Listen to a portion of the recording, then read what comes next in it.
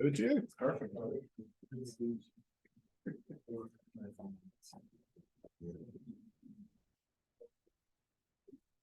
Well, good afternoon. I think good spot here. We're good. You guys can hear me all right? Cool. Thank you for having me. It's a pretty cool opportunity. I'm a local business owner. And ran into Randy here and it's a cool opportunity to be able to come up and kind of explain to you guys what we do. By no means do I want this to sound sales pitching more. I wanted to educate you guys on kind of what we do, some of the issues that we're coming across as we are out performing the work, polishing fuel, so on and so forth. So my name is Trevor Hardman, president and owner of Shoreline Fuel and Marine.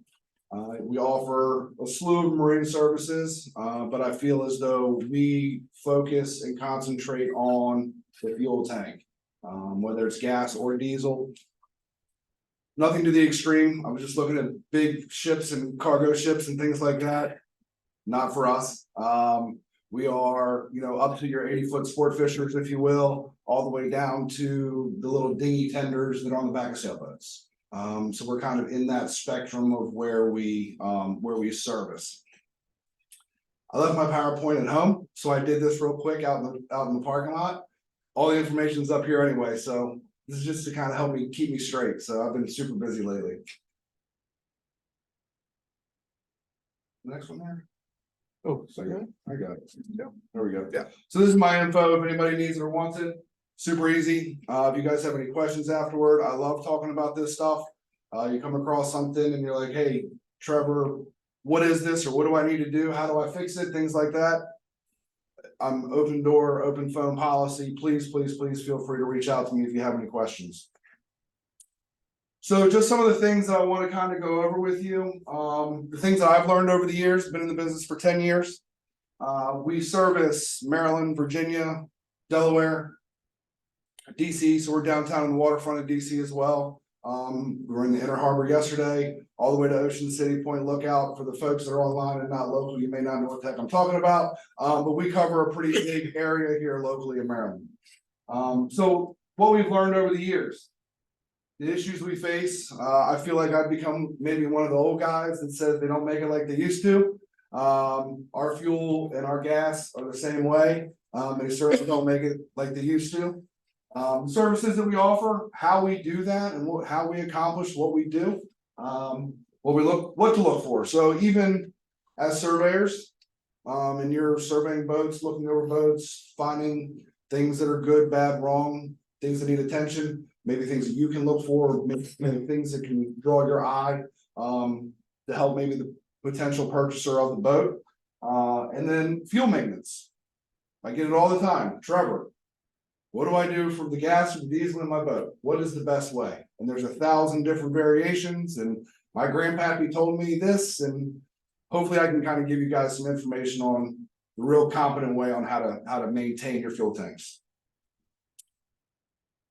So many things have changed, how they process, where the fuel is coming from, and what is inside of our fuels.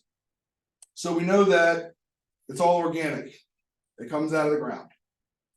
Anything that is organic has a shelf life. So we've learned, and I'm sure we'll get to it, but all the woes of ethanol, I'm sure everybody's heard of, if it's from a weed whacker to a generator to your boat, somebody's had issues with ethanol along the way. So it all comes out of the ground and it's organic. So what we find is a lot of people don't understand that or comprehend that anything organic begins to decay over time, naturally. Of course, the boats that sit for years, abandoned boats, oh, I didn't use it for a couple of years, things like that, that fuel has slowly started to decay. Not to mention the things that they're adding to it or not. We're lead free. I can't go back to as far as when there was lead in the gas. Some people in here may be able to, but they added the lead to help preserve.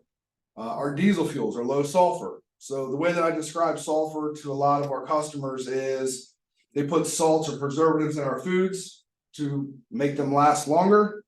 Sulfur essentially is the same thing. Well, they found that it's I'm gonna use the wrong word, a carcinogenic, but it's not, but it's very harmful for you. So they've lowered it. So now you see low sulfur diesel. Well, what does that mean for us? Less protection, less preservative, if you will, right? And let's just call it a shorter shelf life. Not to mention, especially with diesels, it's less, I'm gonna use again the wrong word, lubricant. Okay, so there's less lubricant naturally in that fuel as well.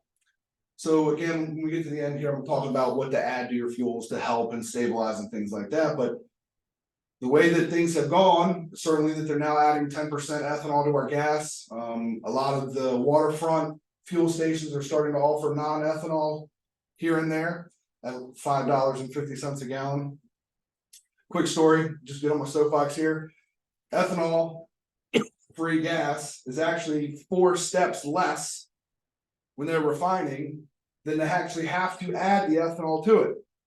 So it's less labor, less everything, but they're charging more because they know that there's a demand for it. It stinks. So a lot of things against us when it comes to the fuels that we're putting on our boats. And we don't have these issues in our cars because we're driving them every day. We're turning that fuel over. I will tell you honestly, to this day, I still use ethanol gas in my boat. If I can get to the gas station, the boat's on a trailer, I'm putting it in. But I also turn over that gas quite often. My wife loves to go out on the boat. So I'm using it, and I don't have the issues that a lot of people have. Of course, we all hear it, and I'm sure all of you have seen it. A boat that sits is the worst kind of boat that there is. Things dry out, seals dry out, so on and so forth. A lot of people get scared because of high hours on boats. High hours on boats means that it's been used. So all those things come together, and our fuels aren't made the way they used to be. So we talked about where it comes from, out of the ground, and again, that slow decay. The ethanol. We know that it exists, we know that it's there. It's hard to fathom that they know the damages and the issues that this stuff causes, yet it still continues to be put into our fuel. I wish I had all the answers as to why. I'm sure I know the climate and the trees and safety and it's bad and we're helping and all those things, right? And I don't mean to downplay any of those. But at what point there's got to be a give and take, and I'm not here to try to lobby against anything, right? But daggone it, it's a pain. And it really wreaks havoc for a lot of folks. I make a living taking care of it. So it's bad. It's really bad. So diesel, the same thing. With it having less sulfur, less preservatives, it's breaking down not as fast as your gasoline does, but within 1 to 2 years, we're seeing that diesel decay, break down, and lose its octane. Once upon a time, you could put diesel in a fuel can and pick it up 8 years, 10 years later, and it was still good. The mechanical diesels, motors, right? Run on anything. But these diesel, the fuels that we're getting now just aren't quite what they used to be. If anybody has questions along the way, I like to talk back and forth, so please speak up. Open forum, please, please, please. So issues, we talked about a little bit. Quality, low sulfur, ethanol, non-ethanol. Let's touch on ethanol a little bit. To keep things simple, essentially at the molecular level, they're bonding ethanol to the gas, 10%. Once they bond those two products together, they're not bonded forever. Eventually, over time, and we're seeing, even most recently, it seems as though it's been accelerated, almost 3 to 6 months, ethanol starting to separate from the gas. For a while there, it was almost about a year or so before it would really start to rear its face and show its ugly face, and we didn't have any issues. But there's people putting gas in their boats, and within 3 to 6 months ish, it's starting to separate. Why? So that molecular bond, like I said, isn't permanent. So over time, that bond releases. And to keep numbers easy, if you have a 100-gallon gas tank and 10% of that is ethanol and it separates, you have 10 gallons of ethanol sitting on the bottom of the tank. That's a lot. Specific gravity, we won't get too nerdy with this, but specific gravity, ethanol is very similar to water, heavier than gas and diesel. So it's going to go directly to the bottom of the tank where your pickup tube is for your motor, generator, what have you. So it's the first thing that motor is going to pick up is nothing but pure ethanol. I don't know all of the makeup, chemical makeup of the ethanol. However, we know that once it gets past the water fuel separator and into a fuel pump and into injectors and the whole 9 yards, right? So bad stuff. We have a lot of customers mistake, I've got water in my fuel.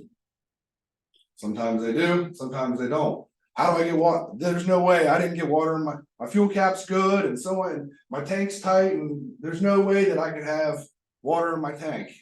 You don't. It's ethanol and it shows and has similar properties.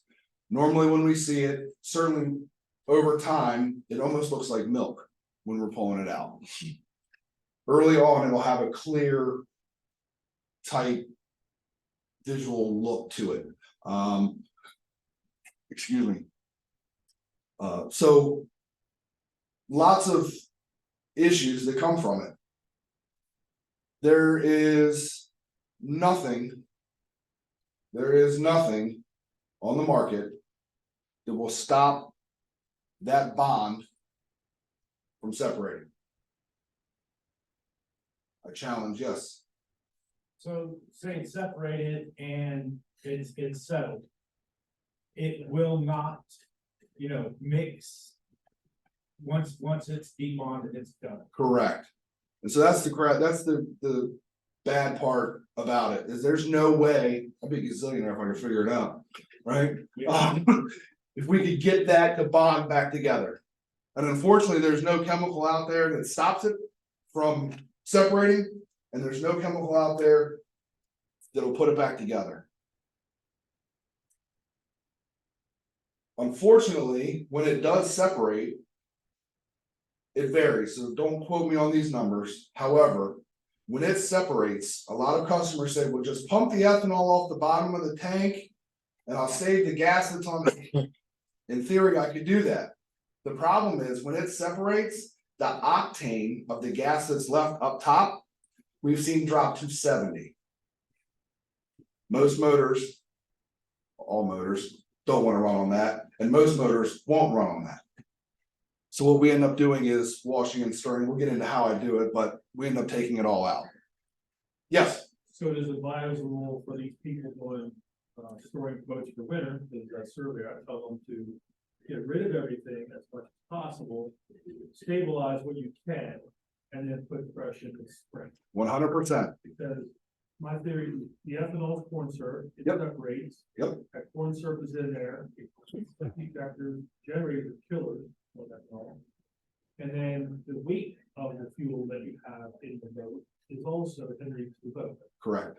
Same way with diesel. I tell people to use as much of diesel as you can, because then gas, especially ethanol, within 60 to 120 days, it's separate.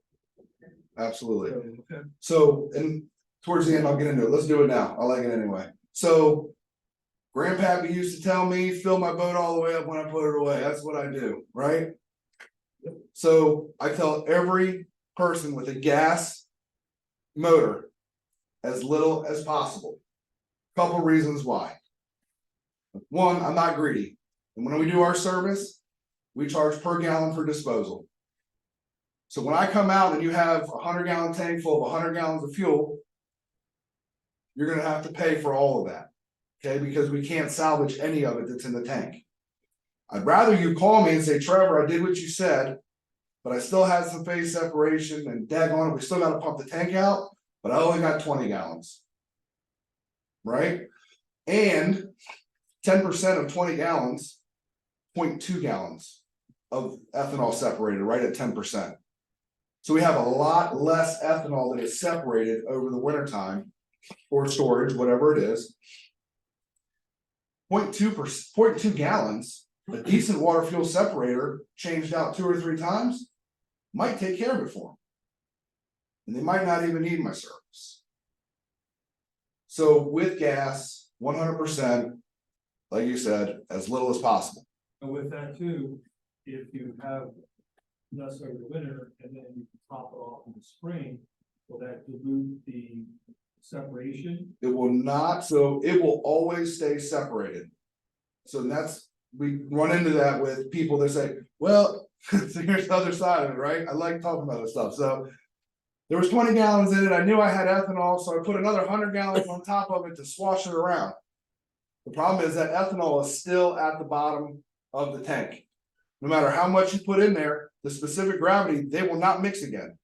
They're not going to mix. So when it comes to additives, the same thing. I say there's nothing out there on the market that can really stop this from happening. There's a few claim to fames, and it comes with for diesel and for gas.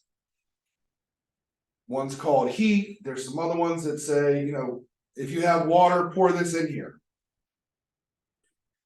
Nowhere is water combustible, compressible, ignitable. What other adjectives are there? All of them, right? So what they're basically doing is you're pouring that additive in.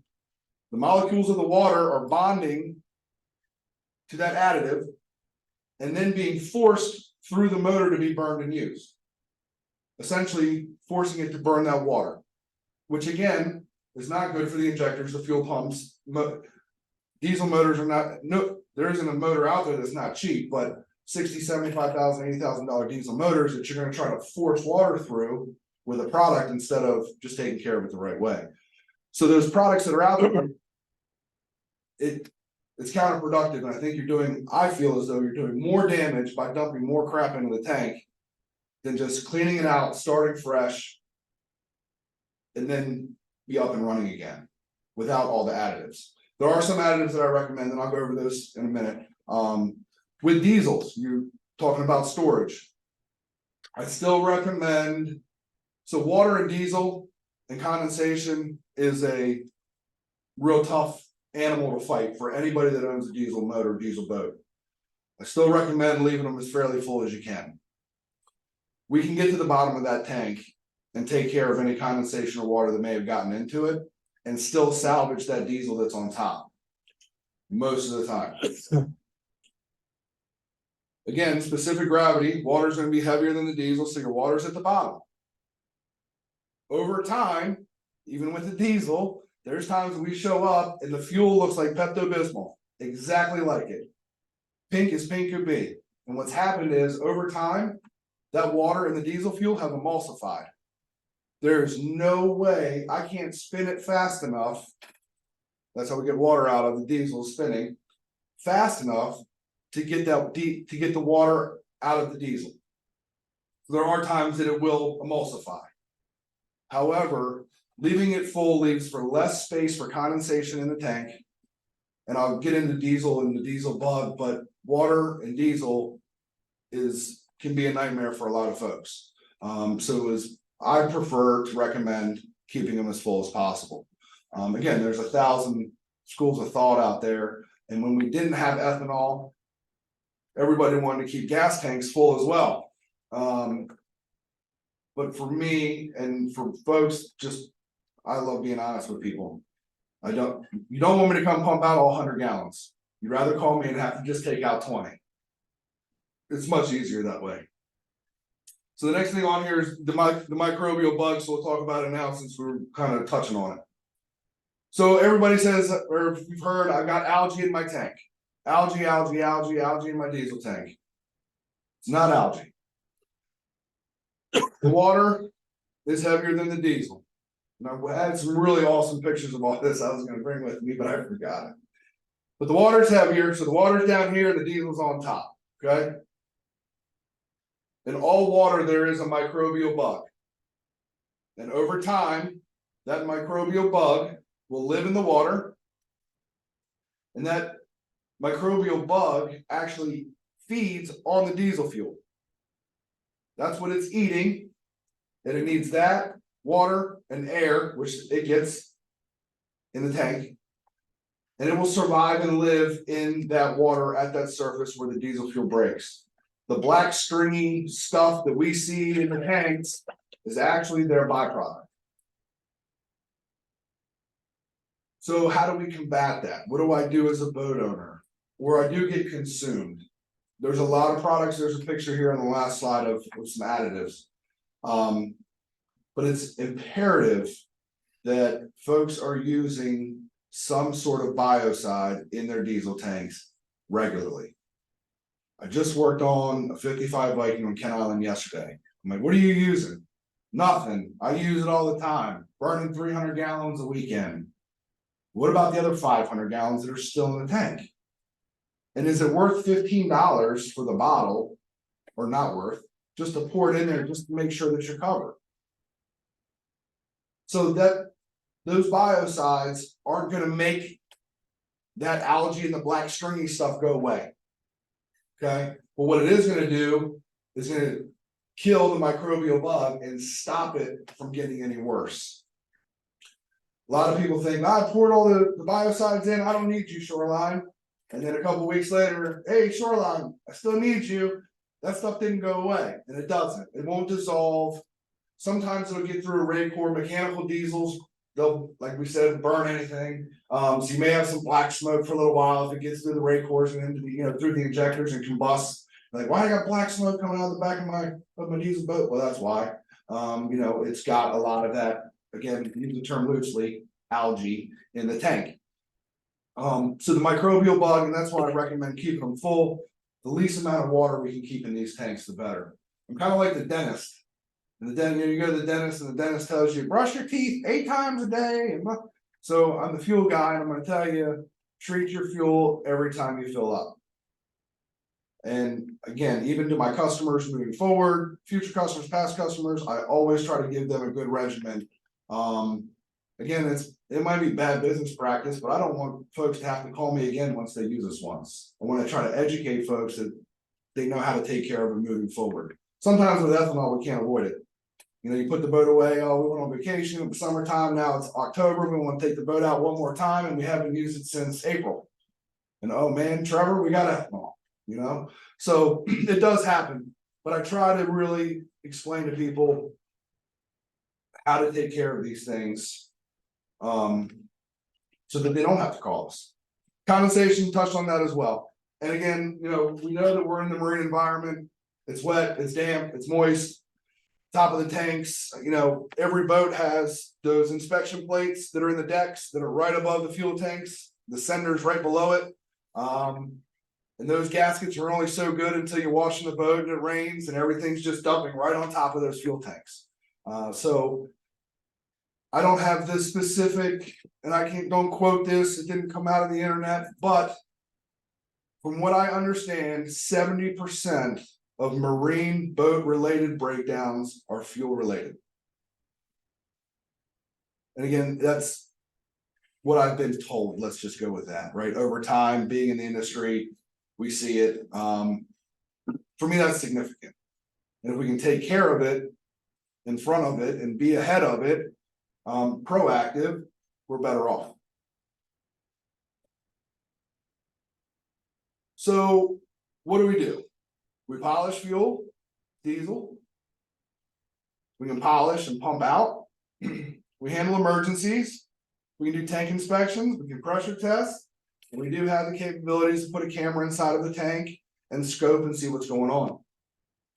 So our machine, again, depending on the situation, it's kind of cool. We can tailor our service to what the customer actually needs. And we don't really know that sometimes until we get there and we pull some samples out. So with diesel fuel, we can polish. And essentially our machine, to keep it simple, we've got an in suction side on the machine and a discharge side on the other side of the machine. If we're going to polish diesel fuel, it comes in under volume at 30 gallons a minute. So we do have some of the boat owners like, oh, I can polish it myself. I'll change my rate cores out. Sailboaters. I'm like, well, how many gallons an hour are you burning? And they're like 0.75. I'm like, we can get this done in like, 45 minutes as opposed to trying to get through your 40 gallons over 80 hours. So 30 gallons a minute coming in. It runs through our filtration system down to 10 micron. We've had people ask me to go lower than that. So the lower the number, the tighter the filter, the more filtration you get. We found that 10 is standard. Food for thought, stupid knowledge. On land and on the water, all gas is regulated and filtered at 22 micron before you put it in your boat or your car. So I feel as though taking it to 10, we're doing better than what you got at the fuel dock or the gas station. So we filter it down to 10 micron. It hits a water fuel separator. It's small, but we're able to pull samples off of that, and that's how we're able to check to see if there's actually water or signs or evidence of water in the tank. And then it exits on the discharge side of the pump. As it exits, it actually exits under pressure. So let me go back one step. In the perfect world, every boat that I try to do, we go through the sender. So the 5-screw float that goes to the fuel gauge. I don't know what they call it, a sender, sending a signal. A lot of people think it's a pump that's sending to the motor, but anyway, 5-screw hole in the sender, right? So we pull that out, replace that gasket every time we're done. But we are right at the tank when we're performing this service. Not through the fuel fill, not through a pickup. Pickups sometimes this far off the bottom of the tank. You're not getting anything done there. If you're going in through a fuel fill, you've got 10 feet of fuel fill and then a tank this tall. How are you getting to the bottom of the tank? You're not. So we always go through the sender whenever we possibly can. So we're drawing out under volume. The machine's doing its thing and it's going back into the tank using different nozzles and stingers. We have some that are up to 12 feet. Going back into the tank under pressure at 50 PSI.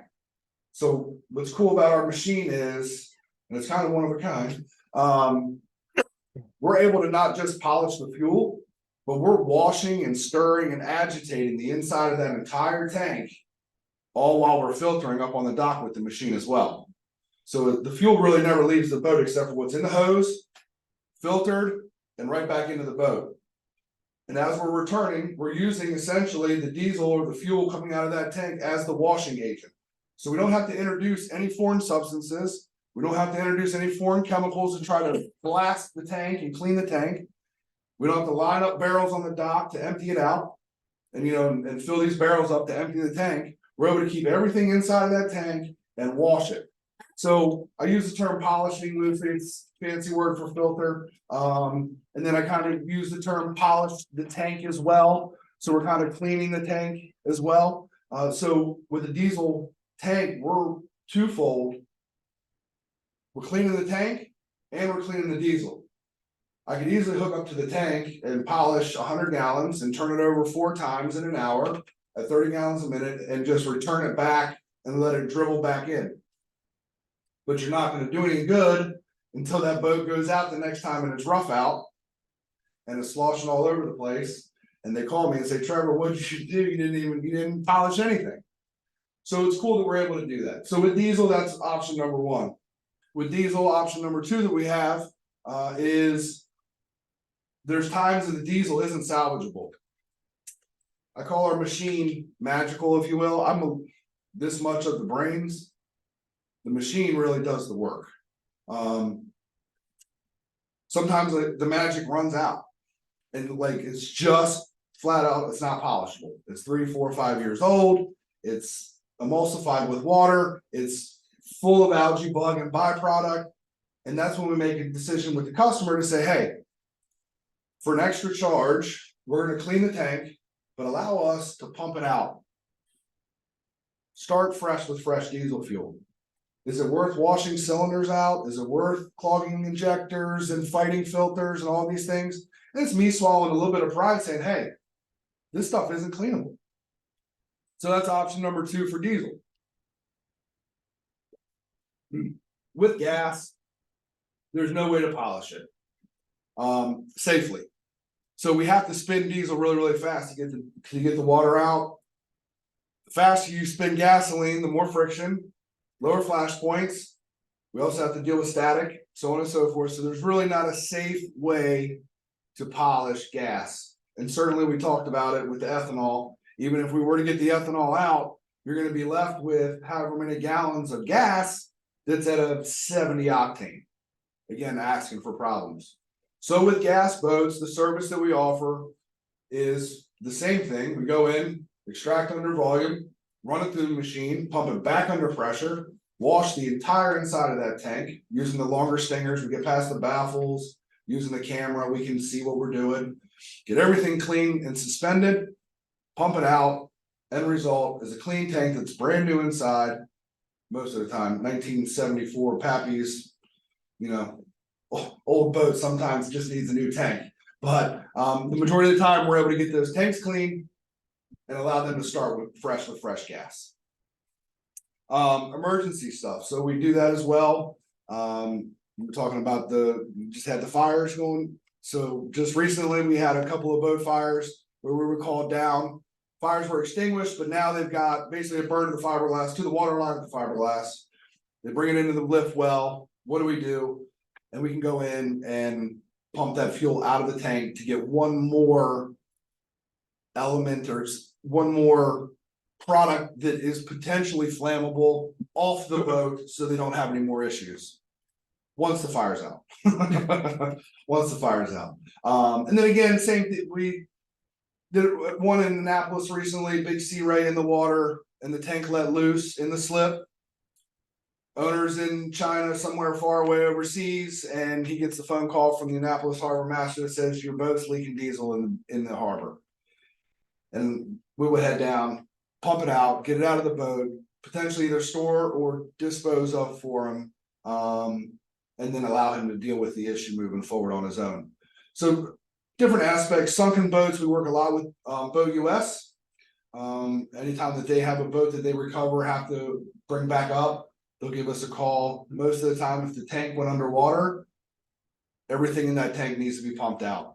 So we'll take care of that for them as well. And sometimes they don't even want to, they have the salvage trailers. They don't want to put these boats on trailers with that much weight in them. So they just say, Trevor, get it out. So it's kind of cool. Sometimes we get that 9 o'clock, 10 o'clock at night call for, oh my gosh, my engine room's full of diesel fuel. What do I do? So it makes you feel kind of important, I guess. Inspections. So pressure testing, again, I alluded to the camera. I just recently purchased a smoke machine. So fuel tanks can only handle about 2 to 3 PSI. So it's kind of neat. We can fill an empty tank full of smoke. It's like the haunted house smoke machine, more or less. And we're able to fill that thing full of smoke. And we cap off the vent and the fuel fills and whatever else that need, the intakes, the pickup side. And we can clamp everything off and fill that entire tank with smoke and be able to find leaks or holes or pinholes and things like that for customers as well. So that was something recent that we added. It's kind of neat. And then, like I said, with the camera, we're able to go in and look around inside the tank. The only thing we can't do is put the camera into fluid. So we've got to get a majority of that fluid out of the tank for us to be able to go in and see. Obviously, our diesel fuel is red, well, untaxed off-road diesel fuel, which is red. As soon as I put the camera in it, you can't see anything. So we do need to get some of the fluid out of there in order to use the camera. How are we doing on time? Good? Yeah. I'll pick it up. So our machine, talked about it already, stingers, nozzles. Like I said, we've got 10 and 12 foot. They're essentially PVC pipes that we can feed through the baffles. So even if we're on this end of the tank and the tank's way over there, we're able to get that return side of our machine at 50 PSI on the other end of that tank, pushing everything back towards that sender hole to make sure that we get all the stuff out. Disposal. So this is probably one of the hardest parts of what I do is how do I get rid of all this stuff? If you've ever had to try to get rid of gas or diesel or any paint at home, it's like twice a year at the county landfill kind of deal. I mean, it's a nightmare. It's very heavily regulated. They want to account for every gallon of everything for everywhere that it goes. So ultimately on my disposal side of things, once we take possession of it, my invoice works as a manifest, if you will, that shows that I now own it, if you will. And then when I take it to my disposal company, it goes to Baltimore. It was going on rail cars. They've since correct, I don't know the whole scoop, something happened regulation wise. But essentially they're refining in Baltimore. They're getting the majority of the water out that they can. It goes into a frac tank, which is a sealing container that's sealed and ready to hold these hazardous material fluids on a rail car, gets sent to Texas. It gets refined completely. And then they sell it to us again for like $10 a gallon. So it's crazy. We pay a premium to get rid of it. It's almost $2.75 a gallon, depending on the week. It kind of moves and fluctuates, kind of like precious metals, you know, fluctuate. Scrap metal, the price that it costs to dispose of it fluctuates a lot. So at my price, it's $2.75. Yes, sir.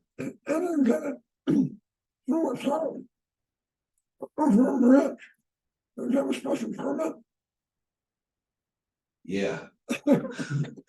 So he asked me how I get it over the bridges and through the tunnels and things like that around our local infrastructure.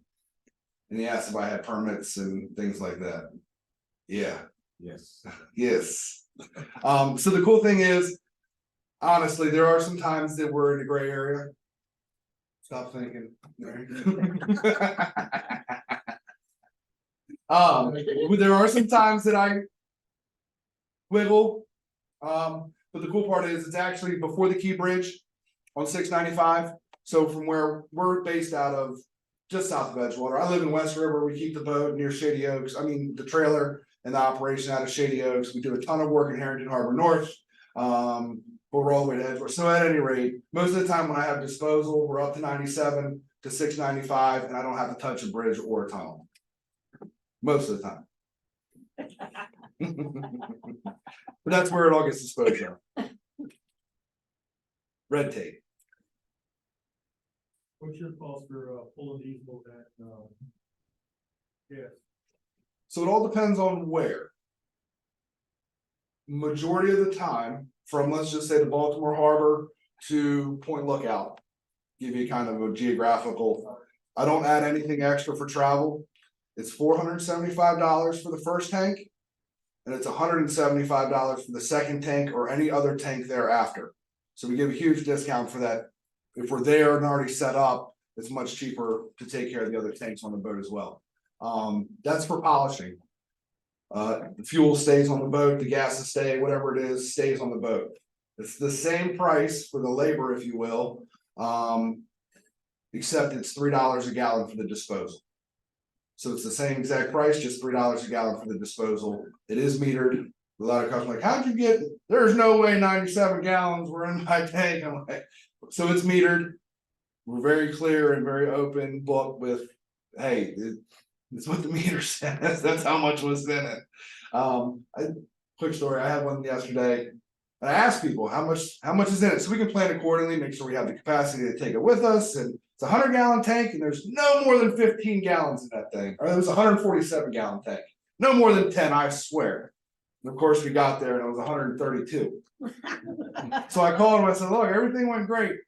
No surprises on my end, but I got a surprise for you." That like, he was like, "Well, I guess some fuel gauge is wrong." And I think some customers may feel like if they tell me that there's 10, maybe I'm only going to find 10. You know what I mean? I don't know. Because it is per gallon, and it's not. You know, you go from maybe it's $60 in disposal to $300 in disposal. It's pretty significant. So $475, $175, and then the $3. It sounds like an auctioneer. And then $3 a gallon for the disposal. When we go to the beach a lot. We go to Ocean City a lot, Indian River Inlet. We're one of the only fuel polishing companies that are allowed in Indian River.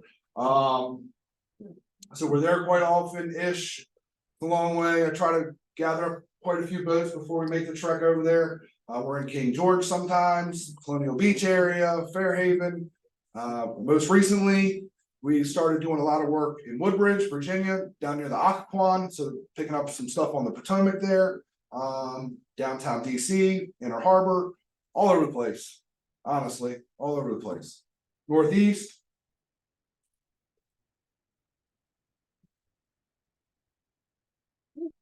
All right, additives, we've already talked on them a little bit. Yes, I got a question for you. sure. I think the culprit, I see a lot, this is me, a true smart ass with a cap in the knee, All right.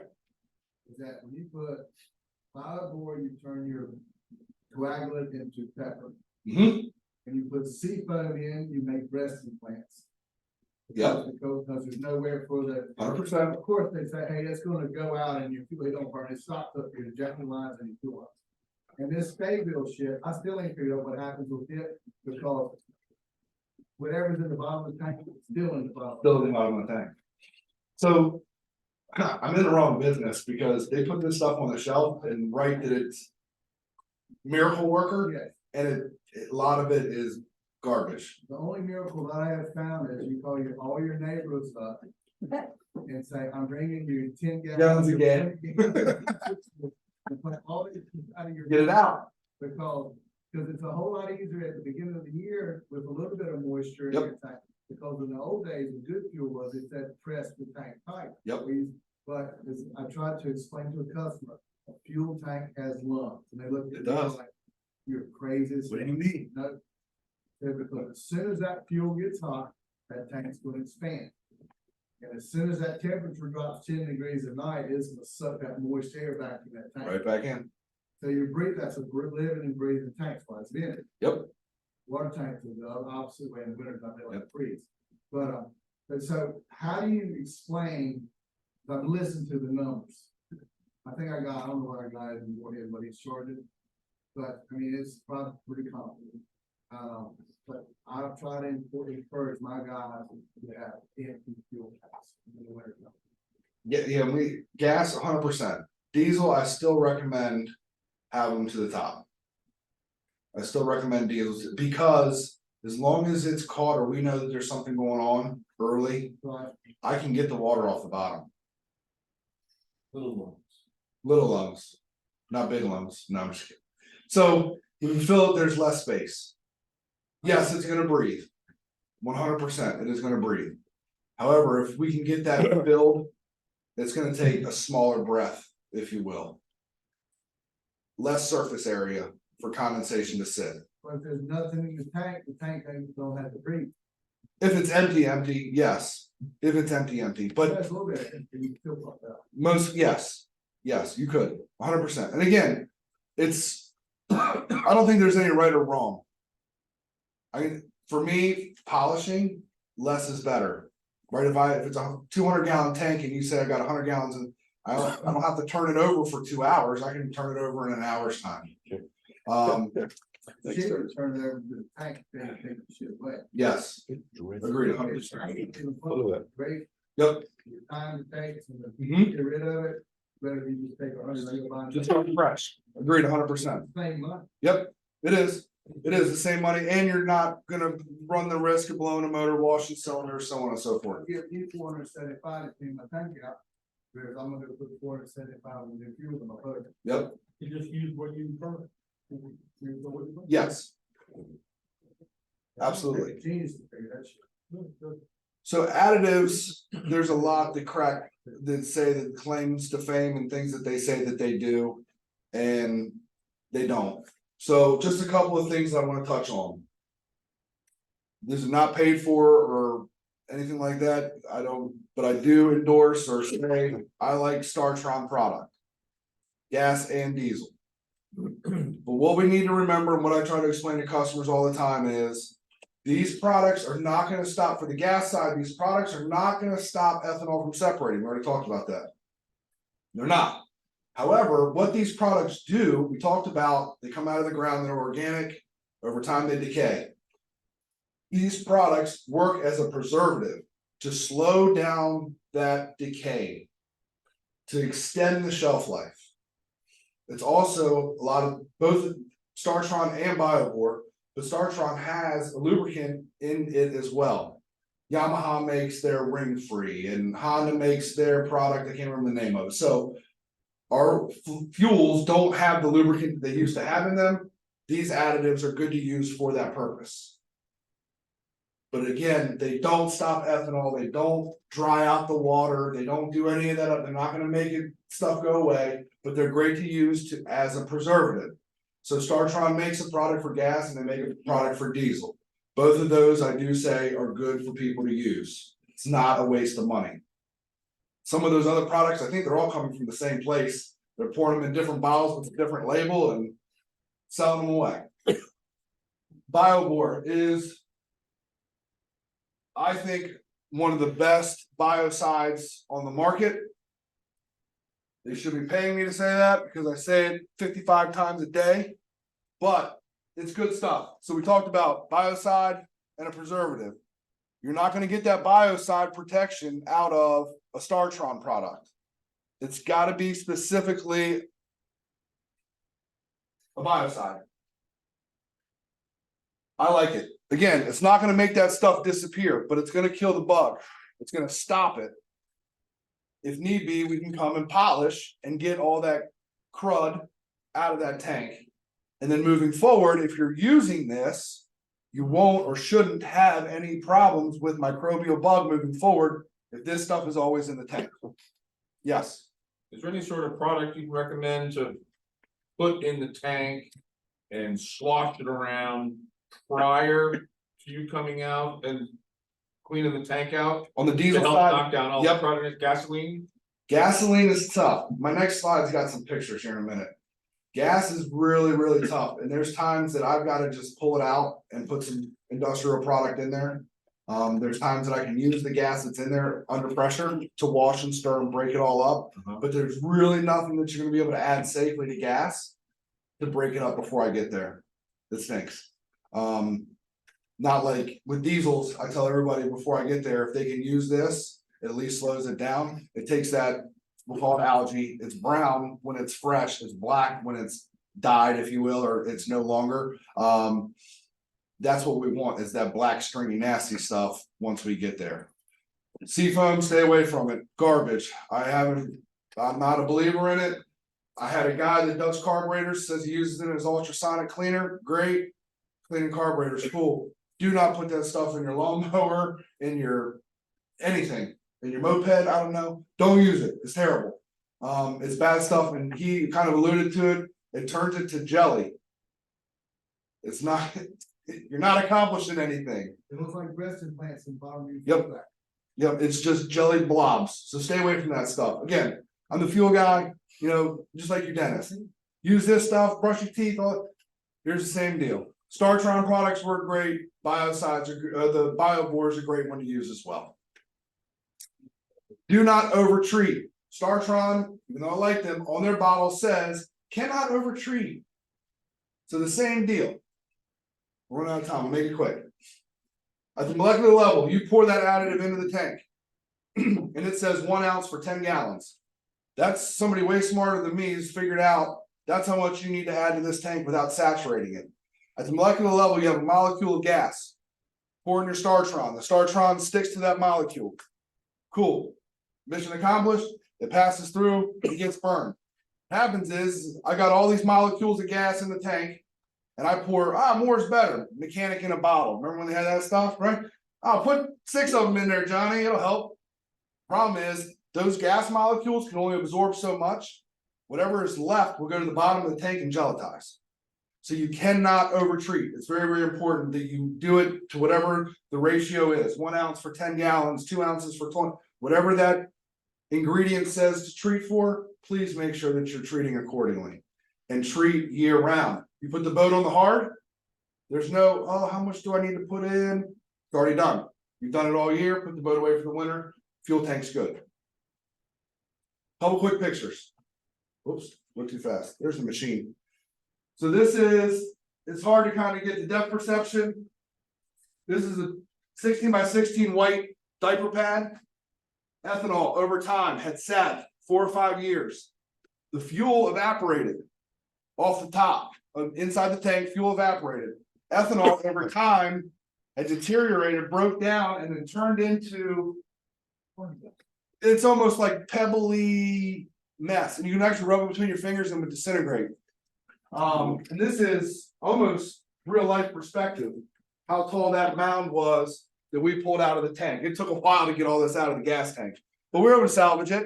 And of course, it wasn't a nice center console with a removable plate. You just put a new tank in and call it a day. it was cut in fiberglass and all the whole nine, so we were able to save, the guy's boat, by getting all this stuff out of there. So that's kind of what ethanol, long time, over time, looks like coming out of the tank, yes. Back to the pain to ask question.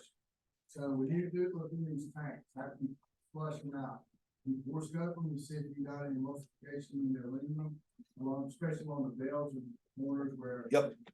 We go in there with the bore scope. As long as the fluid's out, we can go in there with the bore scope and look around the whole tank and make sure. Because I know that the water is the surface and especially with this ethanol gas. Mhm. Those aluminum tanks, the way to build them, especially the ones that are well in the bottom of the tank, so the top. Yep. Are very vulnerable. Oh, yeah. What you call. We do a lot of leaky tanks. I was at Tri-State and Deal yesterday doing a really nice Grady White that had wells at the bottom and leaking like crazy. And you couldn't take the tank up? They are, but they had to get the water, they had to get the fuel out of the tank in the bilge. It was leaking all over the place, so, I mean, it happens, for sure. Then yes, we can go in with the bore scope and make sure that the tank, again, we're not putting. You showed me that fancy meter when you came down and we met to test the thickness of the metals, what is it called? Yep, yes, I don't have that, thank you, but I learned something really cool when he was down with me. So I don't have that, but I am able to go in and visually inspect. Hey, you have pictures of that? Of What you're talking about? inside the tank? Nah, on my phone, not on the PowerPoint, but I can show you. The reason why is because we have a class in December down in Warford. Mhm. And showing the stuff and shit you can't make up. Yep. It's good to be able to say, because we have these like sessions in there, we can make stuff up like on Saturday morning when the sun comes up. Yep. We talk about this and these guys need to see what we're talking Oh, yeah. about today. And just things of value added. What do you think, Dave? Don't you think that would be good? Yeah. I mean, Todd, Yep. I'd have to crowd into my class. Yeah, It's I just got good to see. tons and tons of pictures Crazy shit. of. Yep. Effed up tanks, Bad bad tanks. We'll get that with you. Okay, perfect. So this is our machine. Oh, glory. This is the filtration for the diesel. This is where we're using our 10-micron filter to filter diesel fuel on this part of it. It's kind of hard to see. This is the water separator here. But essentially it's fuel in, filtered, and then back out on the other side. So this is kind of cool, real quick. This is looking down inside the filter of a boat we recently did actually. And then we talked about emulsification. There's no better picture.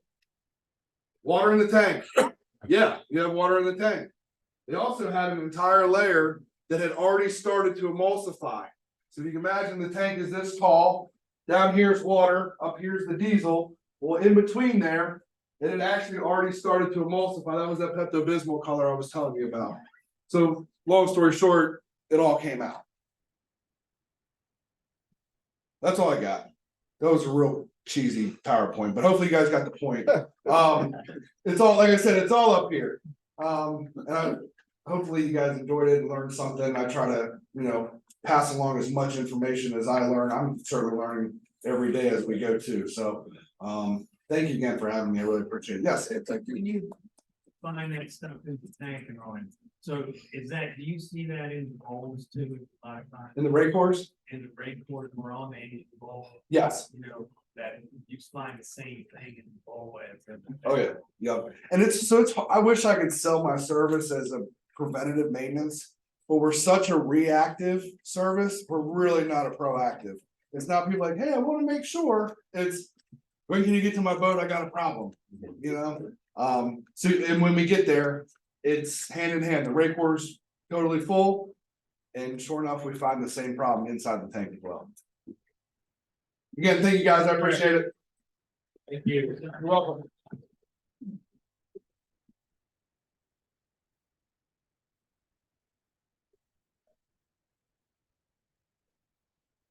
I got one thing for you. Hold up that bottle of water. So you go to 7-Eleven or something. Couple bucks, right? Sure. So